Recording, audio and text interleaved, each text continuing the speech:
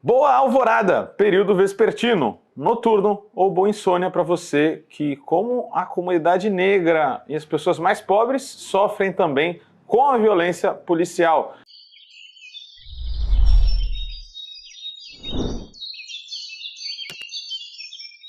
Eu sou o Guilherme Prado, nós estamos em mais um Vozes Livres abordando um assunto nada prazeroso, ou Vozes Livres agora no epicentro da crise da segurança pública que o Brasil enfrenta, senhores. Não é verdade? O que estamos vendo? Estamos diante de mais uma operação banal policial?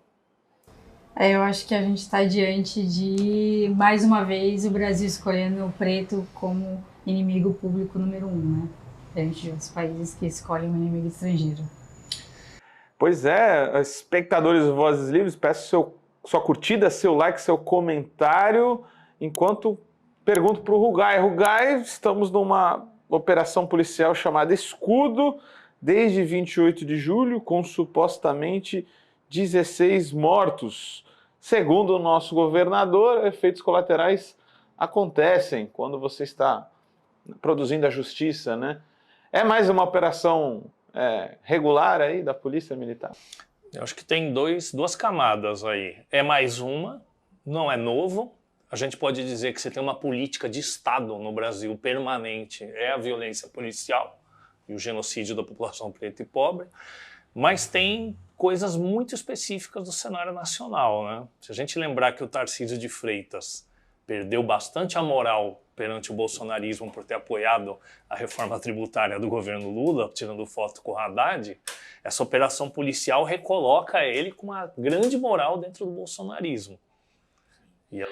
Vocês acham também que há não pronunciamento enfático, ou talvez nenhum até agora, não sei se eu estou enganado, do governo federal também tem a ver já com essa, porque o Tarcísio teve uma aproximação na reforma tributária, né? Então talvez tenha impacto de não agressão por enquanto aí, porque o governo do estado passa impune aí, tanto, não sei se o Flávio Dino também, mas o Lula não apareceu nas redes dele ainda, né? Parece que chacina só chama atenção quando é no Rio de Janeiro e quando é praticada por determinados grupos, né? E isso quando tem, eles podem dizer que foi uma situação de confronto que não está acontecendo aqui na Baixada Santista, porque não há nenhum indício de confronto, não tem bala perdida, né? Todas as balas se encontram diretamente as pessoas que eles querem que sejam exterminadas. E aí quem está executando essa operação é diretamente o governador do estado, por todos os motivos aí que ele tenha.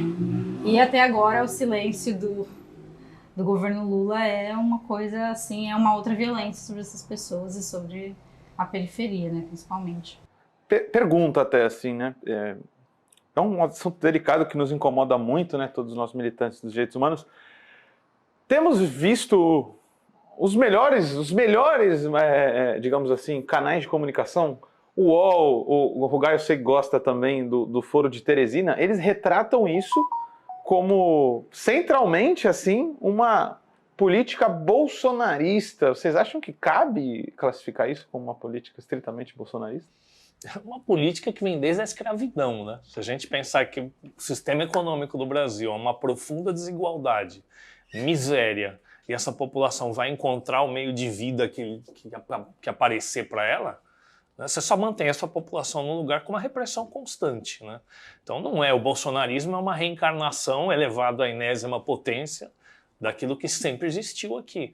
Tanto que, e talvez isso explique um pouco do silêncio oficial do governo Lula, tanto dele, presidente, que deveria ter se pronunciado numa coisa de tanta gravidade, quanto o Silvio de Almeida, dos direitos humanos, é que a gente teve 10 mortos em chacina no Rio de Janeiro e teve mais de 30 mortes na Bahia, que é administrada pelo PT.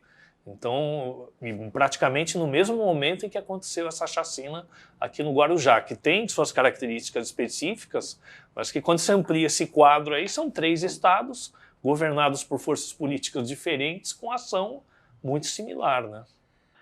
É muito louco isso, gente. Eu não sou um especialista no assunto, sou apenas um curioso que estuda e por estar militando, estar em contato com a pauta, mas até queria perguntar para a Aline, você tocou num ponto interessante, né? Parece que só chama atenção quando é no Rio de Janeiro. O Rio de Janeiro tem um número de mortes muito fluido, né? Então, às vezes a gente não se liga em como as coisas funcionam. Fiz uma pesquisa rápida aqui, a maior chacina do Rio de Janeiro é a de Jacarezinho, com 18 mortos, é isso mesmo? Então chama a atenção, né? A violência é muito maior em São Paulo, sistematicamente, quando vem da polícia, apesar, a gente sabe que a gente tem as UPPs lá, que é uma coisa recorrente, mas em questão de operações da polícia, parece que São Paulo é muito pior e há bem mais tempo, já que na Baixada, por exemplo, diferente da Bahia, que são 30 mortes em 8 dias, o último dado que eu peguei pode já estar errado, a gente está gravando aqui numa quarta-feira, dia... Que dia hoje? 9. E a Baixada com 16 mortos em 12 dias. Então o Rio é até menos violento que São Paulo. Eu acho que essa questão tem muita coisa que não é falada, né? O Rio chama atenção pela contradição da cidade ser famosa mundialmente, a beleza da cidade, e diferente do estilo de cidade de São Paulo, que é uma cidade já mais embrutecida. Mas o que chama atenção, por outro lado, é que nem Rio nem São Paulo são os estados que mais matam pretos nesse país. É a Bahia, que não por acaso é o estado mais negro do país, e que tem o maior número de pessoas negras que se auto-identificam negras, e isso é importante que se diga. A Bahia concentra o número de violência policial, 23% só na Bahia de violência policial. Das mortes? Das mortes. 23% de todos os estados é na Bahia. Isso vem acontecendo há muito tempo já, que a Bahia tem esse histórico de violência policial. E por que isso acontece? Porque o Brasil é um país racista, que está em estado de guerra permanente contra o povo preto e pobre, e é um genocídio que vem sendo praticado há muito tempo. Enquanto o nosso país não se resolver com essa questão, enquanto isso já foi falado mundialmente, enquanto o Brasil não resolver a questão racial como um problema, como admitindo que é um país racista, e não esse paraíso das raças que é mundialmente divulgado, e combater esse genocídio do povo preto e pobre, a gente não vai conseguir avançar nessa discussão. E isso é extremamente doloroso, é especialmente doloroso, porque, além de não combater tudo isso, não é privilégio das direitas. Tanto direitas quanto as esquerdas da ordem que assumiram o poder no país até agora, sempre estiveram dispostas a sacrificar o povo preto e pobre por qualquer outra pauta, por governabilidade, por outras questões sociais, inclusive, né? Quanto custou o Bolsa Família? Talvez tenha custado muitas vidas negras também, porque essa questão sempre estão dispostos a negociar essa questão. É sempre menos importante, sempre pode ser deixado para depois. Sempre é uma coisa que a gente vai resolver de uma outra forma, em algum outro momento. Então isso acaba sendo uma questão que fica sempre sendo levantada e nunca resolvido. Então a gente vê uma chacina atrás da outra aí, quer dizer, esse caso especificamente começou por causa do assassinato de um... O celular aqui, gente. Já achei que era o meu. De um policial. E aí o governador do estado, pública e notoriamente, sem nenhum tipo de receio ou de constrangimento, falou que iniciou uma operação que é uma operação de vingança e que tem outras questões por trás, econômicas e políticas, com certeza, né, de exportar o modelo do Rio de Janeiro aqui para São Paulo outra vez, não sei, só abrindo espaço para as milícias mais para frente, mas que já é o que acontece no Rio de Janeiro, né, o espaço das milícias disputando aí com o chamado crime organizado. Mas o que a gente vê é a continuidade de um procedimento que, por outras políticas, está sempre disposto a sacrificar, sempre disposto a perpetuar o genocídio do povo negro no Brasil. Antes da gente ir para o segundo bloco, onde eu acho que a gente tinha que discutir um pouco de histórico, né? Porque, como eu disse, essa crise está sendo enquadrada, e é certo, né? Como uma questão do bolsonarismo, porque tem a ver com a questão nacional também, né? Queria a gente enquadrar um pouco o papel do Tarcísio nisso tudo, né? Rugay, você também acha que isso tem a ver, diferente do Zema, que tem feito uma discussão xenófoba, quase racista aí, opondo, burra em última, né? Porque o Nordeste vota e eu, por exemplo, sou neto de nordestino e estou no Sudeste. Eu já não votaria, se eu fosse uma pessoa despolitizada, não votaria num cara que fala mal do Nordeste daquele jeito. pouco mais inteligente é o Tarcísio, né? Acho que ele usa isso também para se colocar como cara da segurança, que é uma das pautas centrais do povo brasileiro, né? E até contextualizando. É importante a gente discutir que para os policiais isso é uma desgraça também, que são trabalhadores, né? Ninguém sai ganhando, né? Então o Tarcísio tem esse papel, né? Então, se você não discutir a questão socioeconômica no Brasil, a desigualdade brutal, não tem como a gente ficar discutindo segurança. E aí a esquerda tem um ponto cego quando a questão é segurança. Porque a direita nada de braçada aí, né? Já é clássico aquela fala de que a direita aponta problemas reais dando soluções ridículas, idiotas ou falsas. Então, quando eles apontam o problema real da segurança e deitam e rolam, né, eles estão apontando um problema real. O trabalhador que parcelou o celular dele em 24 vezes e que é vítima de um assalto no ponto de ônibus, esse cara vai ter uma tendência muito forte a aderir ao discurso punitivista. E não vamos ser ingênuos aqui. Esse discurso punitivista que defende a matança, que endossa o Tarcísio, não vem só da classe média e dos ricos. Ele vem de uma parte grande da população pobre e trabalhadora. Porque o rico, se a gente parar para pensar bem, o rico de verdade mesmo, aquele que deveria ser taxado nas grandes fortunas, ele não está exposto à violência. Ele anda com segurança, ele anda de carrão, ele anda de helicóptero.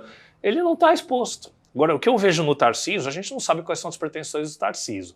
Se ele pretende ser candidato com todo esse carisma dele, né, que é zero, né, se ele pretende ser candidato a governador ou não.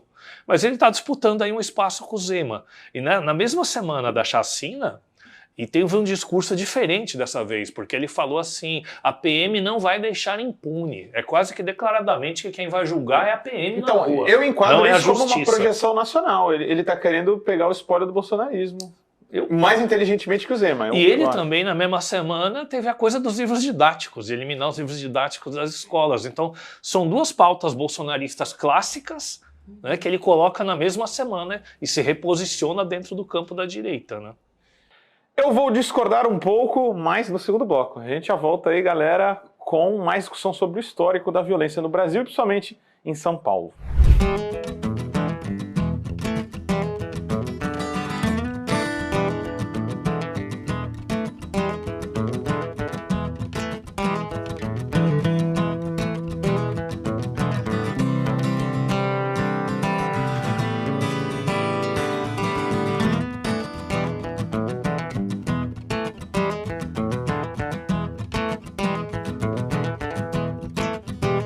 Voltamos aqui no segundo bloco do Vozes Livres hoje, discutindo violência policial, especialmente na Baixada, mas do ponto de vista nacional também, né? Dei um spoiler aqui falando que eu discordo do Rugai, mas na verdade é mais uma polêmica, né? Só pra gente deixar o papo quente assim. Por quê? De fato, existe um alinhamento da discussão bolsonarista sobre a violência policial. Existe, né? Isso é uma ênfase, existe uma ênfase maior na questão da violência, do pobre como inimigo, da letalidade como resolução para a violência e para a segurança pública. Isso está muito central no bolsonarismo. Porém, isso sempre foi histórico na direita brasileira, né? Aí queria até jogar para a gente fazer uma reflexão.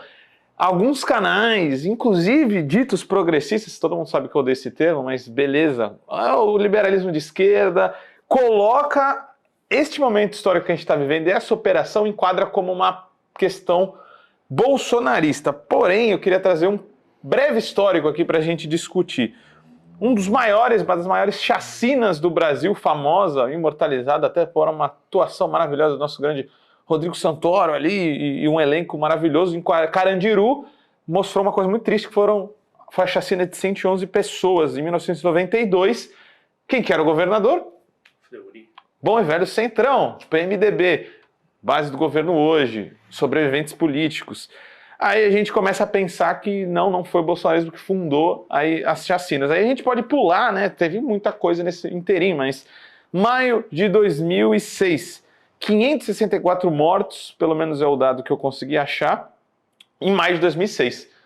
Governador, nosso vice-presidente Alckmin, segundo os números, 505 civis, 59 agentes públicos, para dizer que também nessa violência morre muito policial também, não é um jogo positivo para os agentes públicos, né? E aí tem uma contradição aqui, é claro que ninguém acredita nesse número, mas os números oficiais da ditadura são 434 pessoas mortas em 21 anos. Em maio, a gente está falando de coisa de semana, com 564, e a gente pode pular para 2015, Osasco, 23 mortes. Quem era o governador? Alckmin. Então, pessoal, eu jogo a pergunta assim, isso é uma continuidade de uma política neoliberal da direita tradicional, pode ser só um pouco mais radical, um pouco mais aberta em discussão, né? O que vocês acham disso tudo, para a gente poder enquadrar, porque aí vem a minha pergunta, o movimento está confuso agora, estamos num momento muito complicado, mas, digamos assim, que um mote-chave da militância dos direitos humanos é a velha insígnia, né? Nem esquecimento, nem perdão, né? Foi a fala, por exemplo, principal das Mães de Maio na ditadura argentina, que a gente sempre levou. Se a gente não enquadrar direito esse momento, a gente corre o risco de invisibilizar velhos vilões que continuam sendo inimigos de classe. Né? Além de tudo isso, assim, além de ser uma continuidade de uma política de extermínio, é aquilo que o Rugai estava falando, de que a gente tem problemas reais, que, inclusive na segurança pública, mas que a gente precisa culpar alguém. E o culpado, sempre eleito inimigo público número 1, é pessoas pretas e pobres da periferia, é isso. São as pessoas que vão pagar por isso de alguma forma, né? Então, assim, é uma continuidade do extermínio, desse extermínio, mas, ao mesmo tempo, a gente vê sempre se renovando essa política, além de incentivar isso nas pessoas, de que alguém precisa ser culpado por aquele meu celular que eu tô pagando e que levaram, por políticas... Porque tem muito isso, até nos Estados Unidos tem essa coisa, né? Quer dizer, eu sou um pobre fudido, mas eu preciso encontrar alguém para culpar. Então vai ser o imigrante, vai ser o negro, vai ser alguém... Você eleger um inimigo, precisa eleger um inimigo, né? Então, aqui no Brasil, a gente acaba com essa política. E é impressionante como sempre muito simples, né? As pessoas vão e exterminam, e o que me deixa mais angustiada é que mesmo as pessoas na periferia, como o Guilherme estava falando, compram esse discurso, assim. A gente estava lá em Guarujá, eu estive em Guarujá logo depois de ter começado a chacina e tal, e de ter começado a chacina, e você vê as próprias pessoas falando, pô, mas se tivesse envolvido com alguma coisa, tudo Sim, bem, mas era um trabalhador e tal, como se isso justificasse, né, assim... Inclusive, eu vi uma mãe de uma pessoa que foi assassinada falando que, olha... Foi aquele caso do cara que foi buscar um cigarro na Vila Baiana? Era esse caso? Não é esse caso. Já é outro. Já é outro caso. Que ele falou, olha, ele tinha passagem e tal, mas ele pagou, ele não tinha mais... Se ele tivesse realmente envolvido e tal, mas não, ele estava certinho, quer dizer... Mesmo que não tivesse, né? A polícia não tem o direito de exterminar as pessoas como se fosse uma execução sumária, né, que é o que de fato estava acontecendo, o que está acontecendo, né, porque ainda não acabou. Então, além desse extermínio, a gente vê um número grande de presos, né, quer dizer, são quase 200 pessoas presas arbitrariamente, né, e isso é muito importante da gente dizer, porque durante os crimes de maio teve muita gente presa, né, então a forma de genocídio, né, e de extermínio do povo preto no Brasil é através do encarceramento também, né, quer dizer, você destrói a vida da pessoa. Por exemplo, eles estão lá, como está acontecendo em Guarujá, estão procurando qualquer pessoa que tenha passagem para sendo executada, quer dizer. A normalização dessa parada de se tem passagem pode matar não é recente, né? Não é, mas dessa vez ela foi quase que descarada. É que agora ficou público, foi quase né? descarada, assim, né? De que quem morreu tinha passagem, de que entre as próprias vítimas você vê o discurso assim, mas ele nem tinha passagem. Que é quase como se dissesse, se tivesse passagem eu até admitiria algum tipo de violência contra essa pessoa, né? Então eu acho que esse descaramento, isso tem a ver com o bolsonarismo, porque mesmo quando na Bahia, por exemplo, sob o governo do PT tem essas matanças, tudo, você vê que o discurso não acompanha isso como acompanha no lado bolsonarista. Talvez aí seja um lado onde o bolsonarismo escala no plano da narrativa uma violência, uma explicação para essa violência, né? Talvez aí seja a diferença qualitativa, assim, né? Digamos, se a gente fosse fazer a antropologia da PM, né? Como se comportam os PMs, já tinha um código ali que a violência pode ser radicalizada quando o cara tem passagem, né? Mas agora isso está quase institucionalizado ainda que não formalizado, né? Eu vejo assim, pelo menos. Eu ouvi de pessoas de São Vicente, que eu conheço, de baixo da periferia de São Vicente, que sofreram abordagem policial, que a fala da PM estava assim, não vai ser 1 para 10 dessa vez, vai ser 1 para 30, porque o PM que morreu tinha 30 anos de idade, então nós vamos matar 1 para cada ano de idade que ele tinha. Isso dito descaradamente. Vocês vão ver, já está sendo percebido, que a maioria das abordagens não tem câmera, eles já saíram sem câmera, ou com as câmeras inutilizadas ou quebradas. A Defensoria está pedindo, vocês vão ver que vai ter acesso a pouquíssimas imagens, uma minoria de policial vai ter acesso às câmeras. Então, foi descarado, teve policiais que abordaram sem farda, tinha gente simplesmente com roupa preta encapuzado, né? Então esses relatos todos assim. Tem no dia a dia ali nas abordagens com quem vivenciou mesmo, né? É uma coisa de grupo de extermínio mesmo. E acho que a diferença de Rio com São Paulo é isso. Em São Paulo o grupo de extermínio é oficial. Ele não precisa estar fora da lei, ele é sancionado pelo Estado. Talvez por isso os números até mudem, né? No todo, muita violência, mas aí a conta ainda vai para a polícia. Pode ser que seja um momento que isso fique menos visível, né? Porque a milicianização da política está em voga aqui em São Paulo, né? E eu acho que tem muito a ver com isso. Acho que outra coisa, uma diferença qualitativa, né? Para a gente não falar que é tudo igual, não é isso que a gente está falando aqui. É uma fusão cada vez mais do discurso fundamentalista religioso e uma fusão da PM com esses setores. Eu vou errar na frase aqui, mas a gente que mora aqui na Baixada, quando está indo lá para Praia Grande, na verdade voltando aqui para Santos, já tem um prédio da polícia onde muito grande está uma frase lá, e é mais ou menos assim, tá? Eu vou errar, mas a população confia na polícia e a polícia confia em Deus. Então isso também é inovação bolsonarista, né? Formalizar esse laço aí do braço armado do Estado com um discurso teológico de Deus como Rambo, né? Deus como justiceiro, né? Me preocupa muito primeiro, a quem servem quem serve esse extermínio, né? Quer dizer, a gente sabe que serve economicamente a vários grupos, enfim, a burguesia, isso serve e tal. E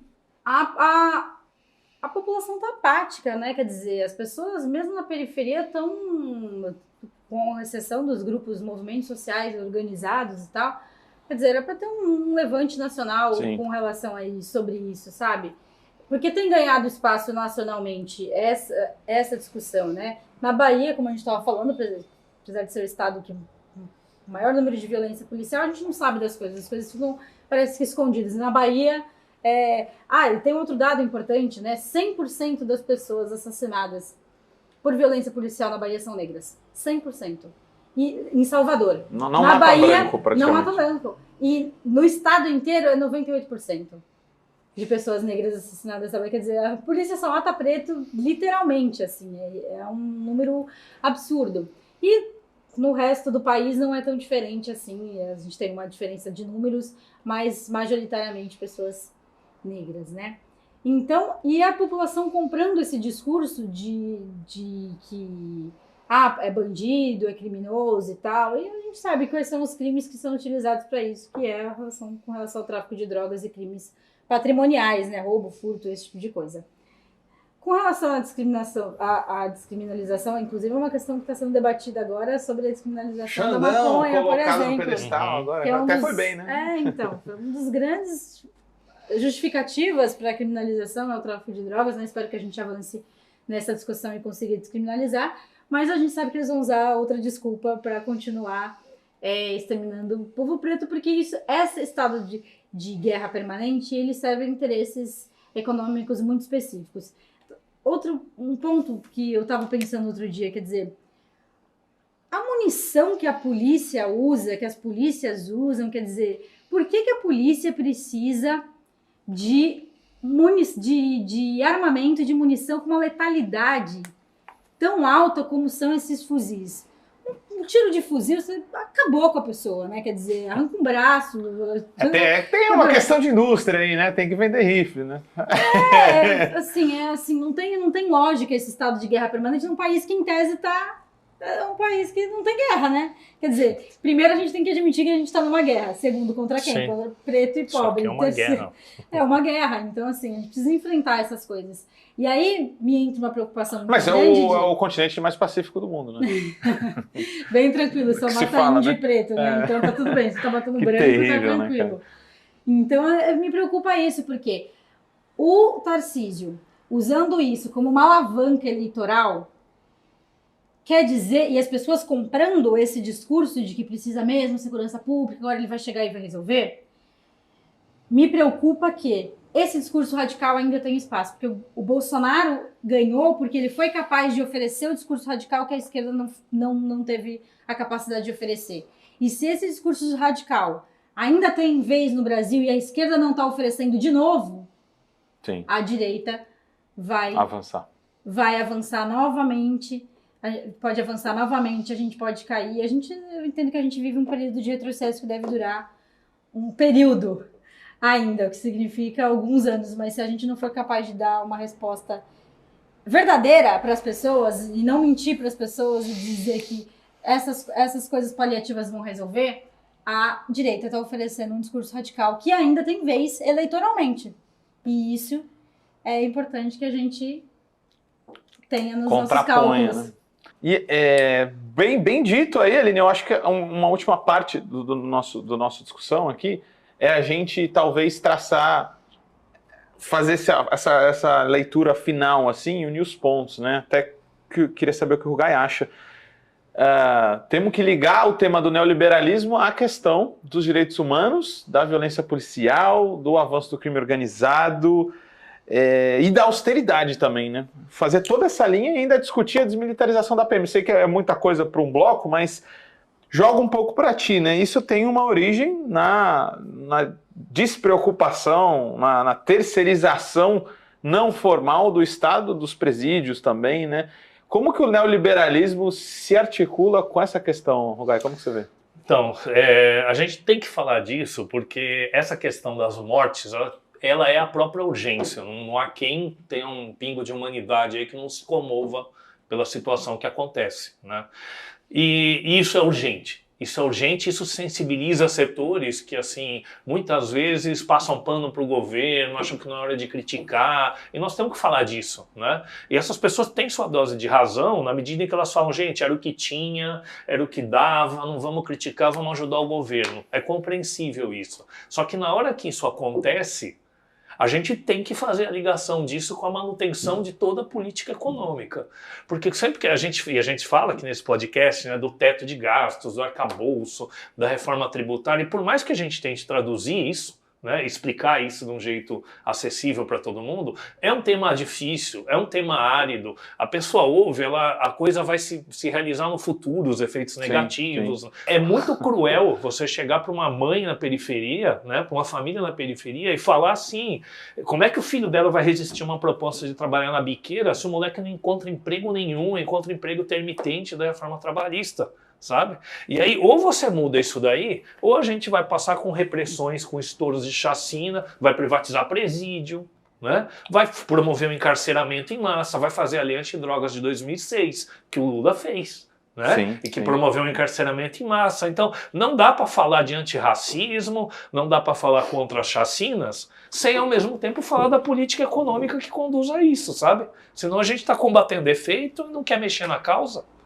Eu tenho um dado importante que vale mencionar, que durante o Lula 1 e 2, diminuiu o número de mortes violentas de pessoas brancas e aumentou o número de mortes violentas de pessoas negras.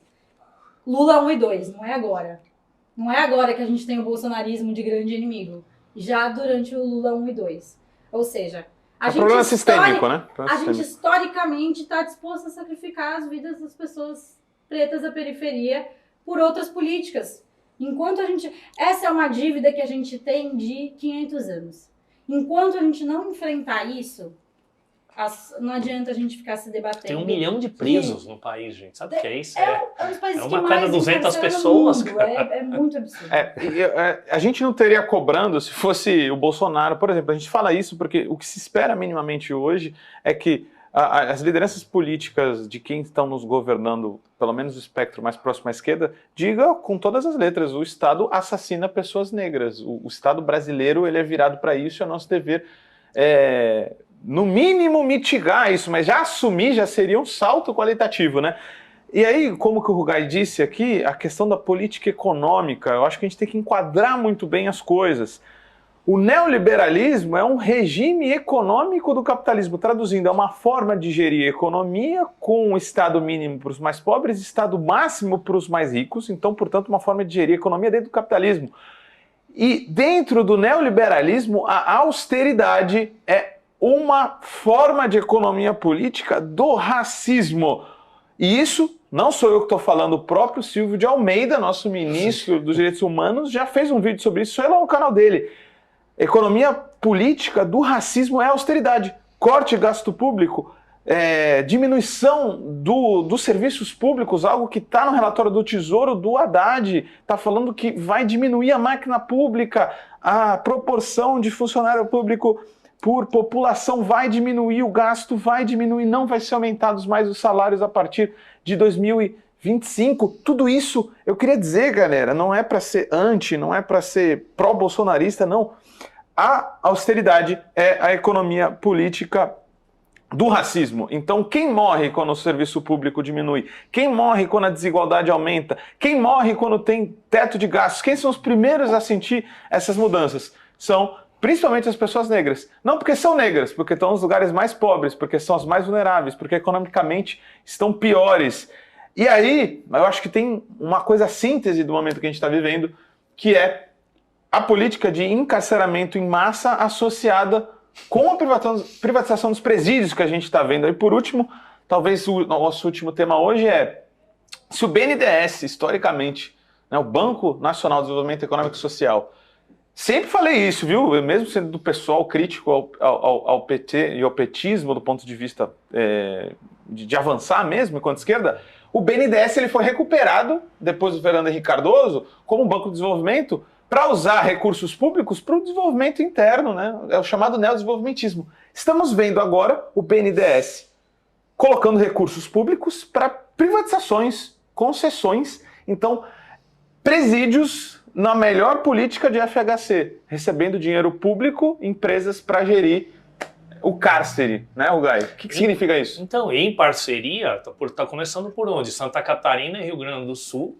dois dos estados onde a direita venceu de lavada, em parceria com o governo federal. E aí não adianta, eu vi economistas mais para o governo falando, não, as PPIs não são privatizações, o BNDES não é governo federal, o BNDES é uma autarquia, tentando aliviar a barra como se o governo federal não estivesse dando suporte para a privatização de presídio. E é o mercadante, né? E se é negócio, cara, você quer que seu negócio continue e se amplie, não é?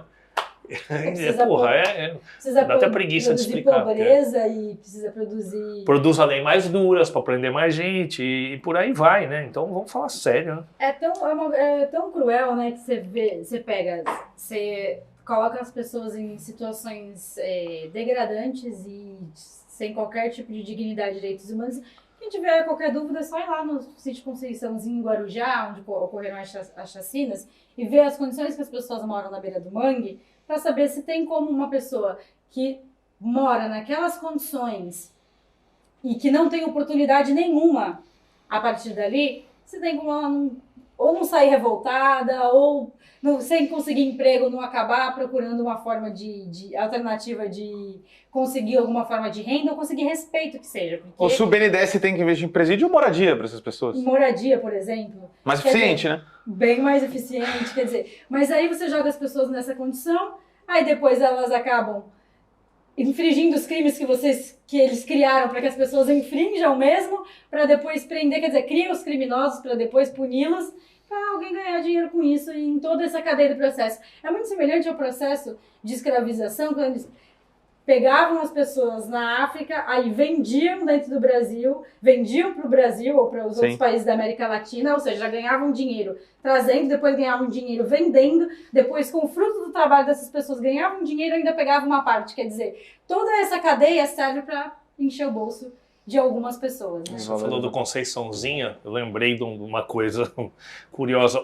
Para quem não sabe, o Lula morou no Guarujá. O Lula morou em Vicente de Carvalho, cursou Senai, Mecânica Geral, na Ponta da Praia, né? E em 2004 ele teve no sítio Conceiçãozinha, o Newton, que é uma liderança de lá, não sei se está lá ainda hoje, né?